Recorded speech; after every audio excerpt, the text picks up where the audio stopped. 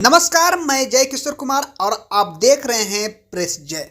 बता दें कि अभी कुछ दिनों से किसान नेताओं और सरकार के बीच कड़ी संघर्ष चल रही है। इसी बीच बताते चले कि किसान नेताओं और सरकार के बीच बातचीत एक बार फिर से टूट गई है।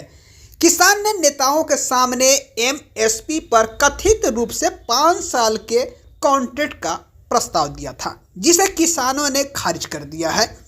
सरकार के प्रस्ताव को लेकर शंभू बॉर्डर पर किसानों और सरकारों के नुमाइंदों के बीच अहम बैठक हुई, जिसमें सरकार के प्रस्ताव को अस्वीकार कर दिया गया। लेकिन अब किसान 21 फरवरी को दिल्ली कूच की तैयारी कर रहे हैं। किसानों का कहना है कि फिलहाल सरकार के साथ कोई मीटिंग नहीं होगी, लेकिन वह बातचीत करने के लिए हमेशा तैयार हैं।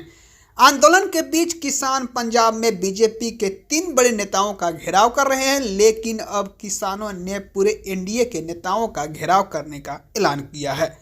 वहीं संयुक्त किसान मोर्चा एसकेएम की बैठक 22 फरवरी को दिल्ली के सुरजीत भवन में होगी।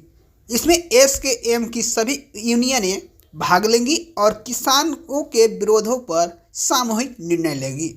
अभी तक पंजाब हरियाणा बॉर्डर पर मौजूद प्रदर्शनकारियों में सभी किसान संगठनों के शामिल होने की कोई योजना नहीं है।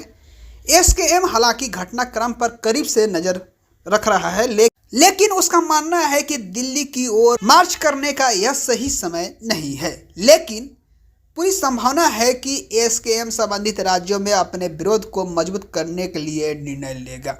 एसकेएम का मानना है कि विरोध प्रदर्शन चुनाव से आगे तक जाएगा और इसलिए कोई भी कदम उठाना जाना चाहिए। इस बात को ध्यान में रखते हुए प्रदर्शनकारियों को लंबी लड़ाई के लिए तैयार रहना चाहिए।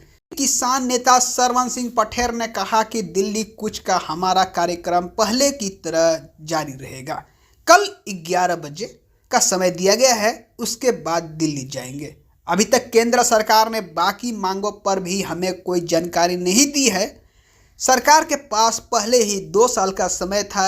अगर नीयत ठीक होता तो समय ठीक है, अगर नीयत ठीक नहीं है तो समय ठीक नहीं है। इसके आगे उन्होंने कहा कि अभी तक हमारी कोई केंद्र सरकार से बातचीत नहीं हुई है। केंद्र ने जो प्रस्ताव भेजा था उसमें जितना पैसा खर्च होना है, करीब 1.5 लाख करोड़ का खर्च इसमें आना था। इतना पैसा सभी 23 फसलों को एमएसपी पर खरीदने पर भी आएगा। उसने आगे कहा कि पाम ऑयल खरीदने में जो पैसा दिया जा रहा है उसको एमएसपी पर खर्च किया जाए, उससे हमारा पैसा बाहर नहीं जाएगा और किसान भी खुशहाल होगा। किसान नेता सरवन सिंह पटेल ने कहा कि अब केंद्र का चेहरा बेनकाब हो गया है। विशेषज्ञ कहते हैं कि अगर एमएसपी का कानून आता है तो सरकार जो आयात पर खर्च करती है उससे कम पैसे में एमएसपी पर फसल खरीदी जा सकती है। C2 50% फार्मूले से आगे बढ़कर किसान के कर्ज को माफ़ किया जा सकता है। प्रधानमंत्री को इसका ऐलान कर देना चाहिए। उन्होंने कहा कि कहा जाता है कि भाजपा ऐसे दावा करती है कि सबसे मजबूत प्रधानमंत्री हैं। हम ये तब मान लेते हैं, लेकिन सरकार ही हमारी मांगे तो माने, हम भी मान लेंगे प्रधानमंत्री मजबूत हैं। WTO से खेती के मामले में भारत सरकार बाहर निकले। उन्होंने कहा कि अंबाला समेत पंजाब के 7 जिलों में भी इंटरनेट बंद है।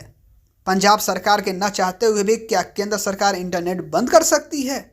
इसके आगे किसान नेता सरवन सिंह पटेल ने कहा कि केंद्र ने जो प्रस्ताव भेजा था उसे हमने रद्द कर दिया है। बहुत सारे विशेषज्ञों ने कहा कि 5 फसलों के लिए केंद्र सरकार कॉन्ट्रैक्ट करेगी। इसमें जो किसान पहले से इसकी खेती कर रहे हैं वो बाहर हो जाएंगे। इसमें 5 साल की सीमा निर्धारित की गई थी, जो ठीक नहीं है। सरकार जो भी करती है उसके लिए कानून लेकर आती है। इसी कानून के आधार पर लूट को यकीनी बनाती है। इस यकीन को एमएसपी कानून के माध्यम से ही रोका जा सकता है। इसके आगे उन्होंने कहा कि लेकिन कॉर्पोरेट घराने इसे रोकने नहीं दे रहे हैं। सरकार चाहे तो इसके लिए विशेष सत्र बुला सकती है, कोई विरोधी दल इसका विरोध नहीं करेगा। मैं सभी विपक्षी दलों से अपील करता हूं कि सभी अपना रुख स्पष्ट करें कि वो संसद में इसका विरोध नहीं करेंगे। पल पल के अपडेट के लिए देखते रहिए प्रेस जय।